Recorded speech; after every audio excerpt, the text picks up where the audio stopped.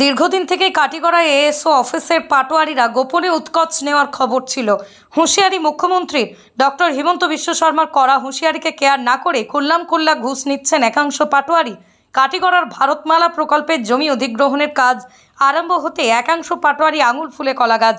কাউকে কেয়ার না করে কাটিগড়া এএসও অফিসে প্রকাশ্যে চলছে ঘুষ আদান প্রদান। গোপন ক্যামেরায় বন্দি এমন ভিডিও সামাজিক মাধ্যমে ভাইরাল হতে অফিস পাড়ায় রীতিমতো হইচই পড়ে গেছে।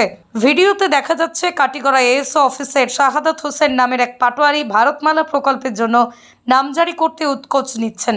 এবার দেখার বিষয় শূন্য সহনশীল বিজেপি সরকার এ নিয়ে কি পদক্ষেপ গ্রহণ করে।